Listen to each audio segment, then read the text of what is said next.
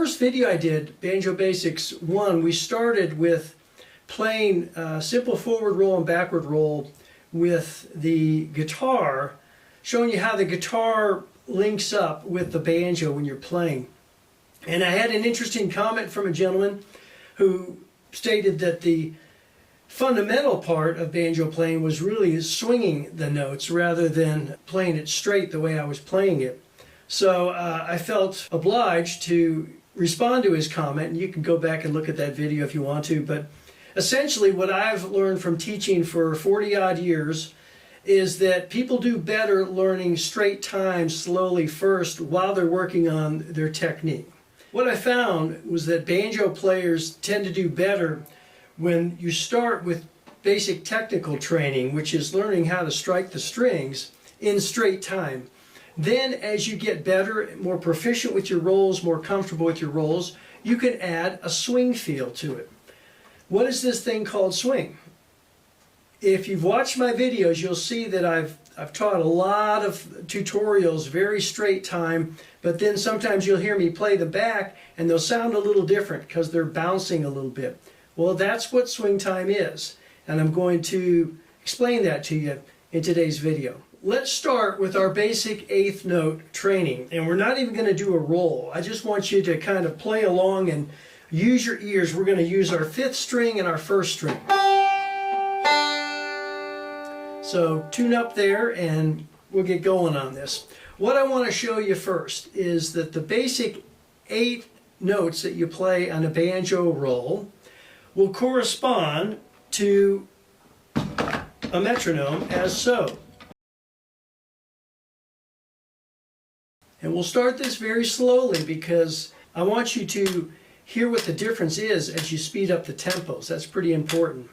And that has a lot to do with whether or not you want to choose to swing a song or not. And I'm going to play 8 notes, 2 per click. It's going to sound like this. Just open. Focus on your positioning of your hand here and getting the notes even. It's going to go like this. 1 and 2 and 3 and 4 and...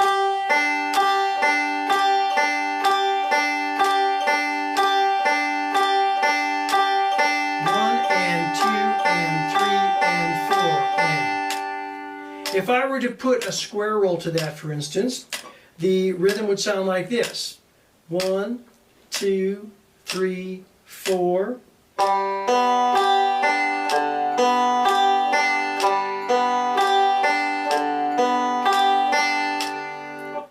Now, what I want you to hear, and we're going to go back to this 2-string example because I think it's easier to start on that, and then we'll apply it to the square roll. And by the way, this is all based on backup rolls and things, but the same feel applies to when you're playing a break on a song. So here we go with swing time. Now listen to the difference here. I'm going to play 1, 2, 3, 4.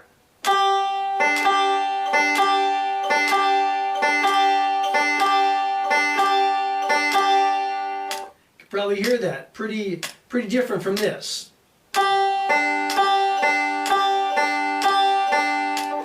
Do them back to back. I'll do a measure of straight time and a measure of swing time, just so you can kind of compare them here. 1, 2, ready, go.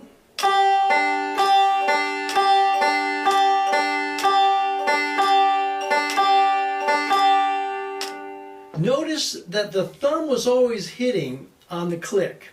It's the offbeat, or that 8th note in between the quarters there, that makes the difference between swinging and straight time. If you play just thumb, middle, with equal distance between those 2 notes every single time, you're playing straight time. If you play it with a little hesitation on your first string note here with your middle finger, it sounds like this. It's a bit of a gallop. Now, you can hear that, but you can also write it. And we're going to get to that in a second. But I want to go back and explain one thing that's very important. And that is, when you're practicing this, you do not want your metronome set to 8th notes. And here's why. If you set it to eighth notes, it's fine for playing straight time.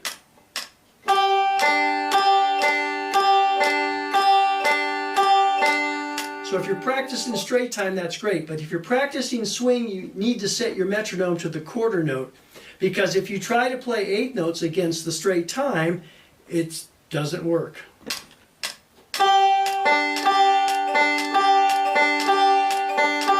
It just doesn't sound right because you're playing a note that's not really on either click. It's not on the downbeat or the upbeat.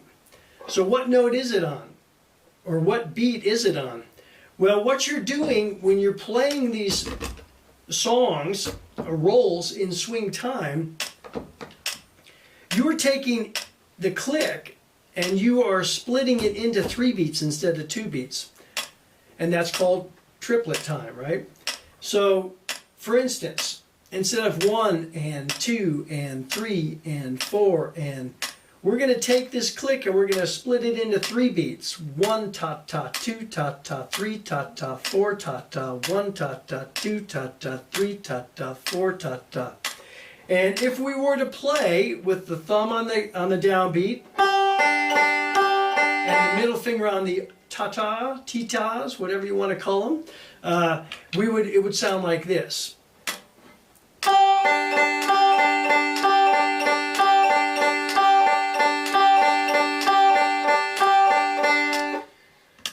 Now, you might say, well, that didn't sound like the first roll that I did when I was swinging the time. And you're right. So what you have to do, the next step, is to take out that middle beat. So you have click, click, click, click, click, click. If you take out the middle one, you get click, click, click, click, click, click, click. That's when you get the gallopy feel, if you will. Let's try that. Taking out the middle one.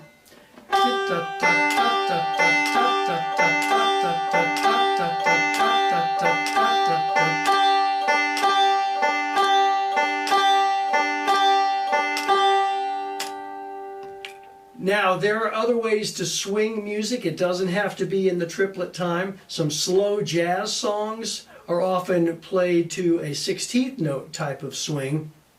But for most of our bluegrass, if we want a bouncy feel, it's based off that triplet time.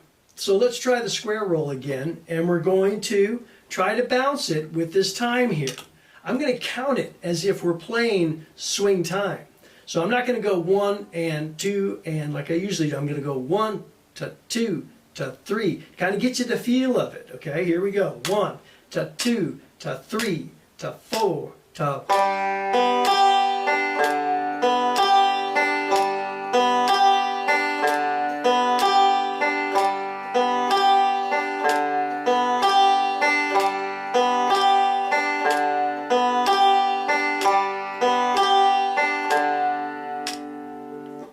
Sounds quite a bit different from this.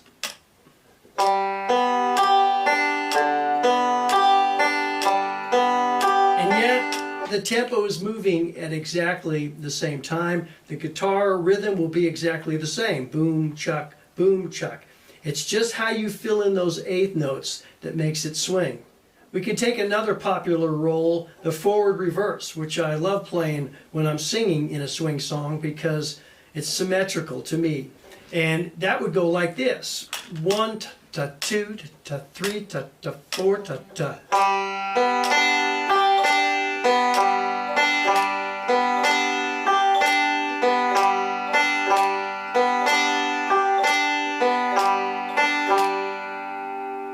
Most people can play it without the metronome going click click in the background when they just hear the music better than they can with the metronome.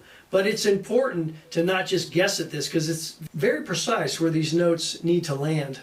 So oftentimes when you write this, it'll just have 2 eighth notes, or in tablature it might just be eighth note tap, right? But it usually says swing time at the top, or you might find like a beam over the eighth notes, and that means that you're supposed to swing them. That means it's a 1 to 2 to 3 to 4 feel. In a follow-up video to this, I'm going to demonstrate some songs that need to be swung and some ones that can be swung and some ones that you shouldn't swing.